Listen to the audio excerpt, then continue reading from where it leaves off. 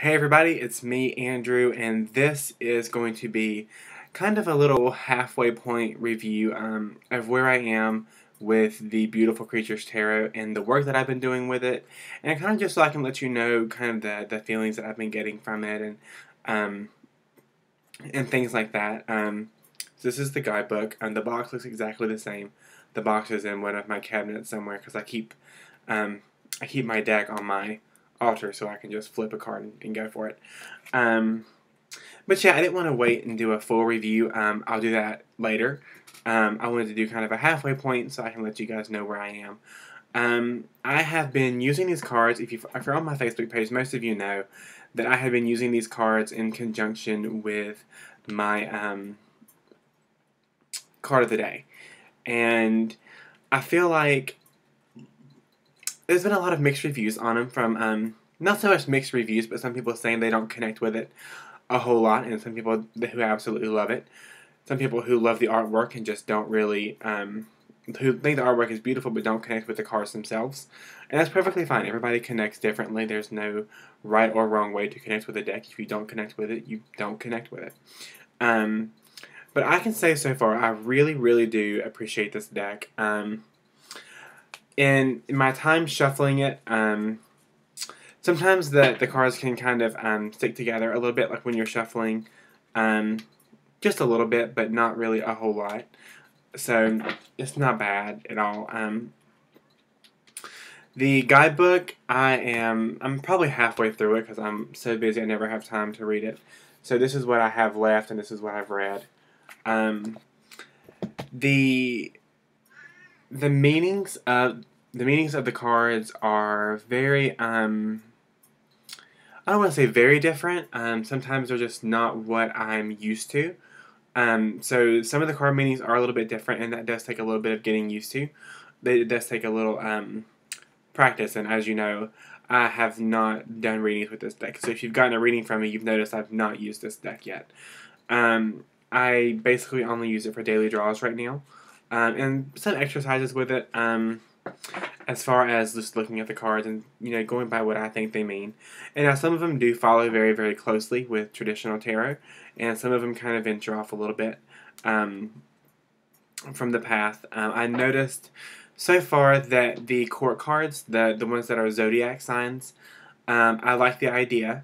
It's just a little bit difficult for me to wrap my head around it because I'm expecting there to be like the pages in the court suit in the court cards to be a horoscope sign as well. So I have to kind of reel myself in when I look. Like let me find one. Okay, so like if I saw the Twins of Airs, I would know like what this card was. I think if I'm not mistaken, let me tell you real quick.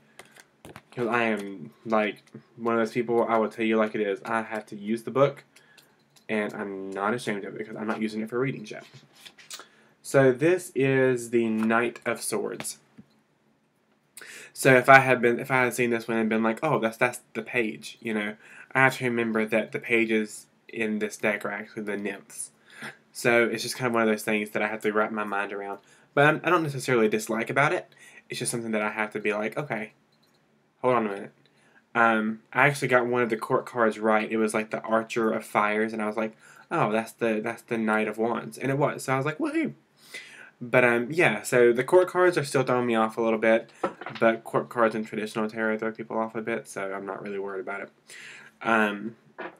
Like I said, I haven't done a full reading for a client with this deck yet, and I don't think I will for a while, just because I want to make sure that when I draw a card, I'm going to know what it means, and I have to look at the guidebook. So it may be quite a while before I actually use this deck to read with clients. One reason I did take it out of the box, and I love the box, and the box is beautiful and gorgeous, but in the box, they're divided into like two parts. So I noticed when I kept them in the box, I had to, and there was like little like square pieces of cardboard in the box. And I noticed like to keep them from shuffling around, I had to put the cardboard, like the little pieces of cardboard back in, take them out, shuffle them, and then divide them in and put it back. And it was just exhausting. So I did just take them out and lay them on my altar and just shuffle and then pull a card, and shuffle and then pull a card.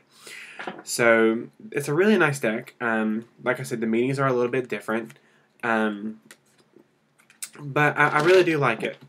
There's Minerva again. Hey. She likes the cards too. Do you like the cards? You like the cards? She says yes. But yeah, it's a really good deck. I really like it.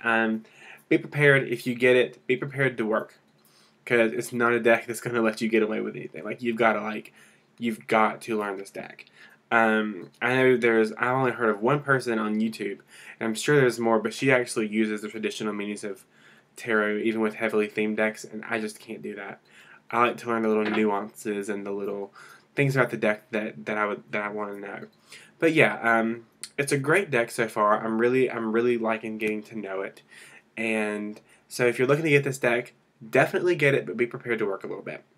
If you would like a reading with me, all of my contact information is pretty much on my website, which is listed below, which is www.tarotangel444.com.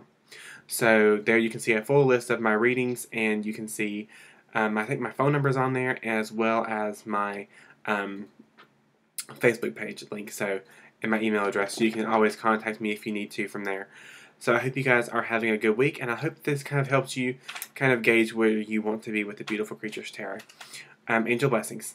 Bye.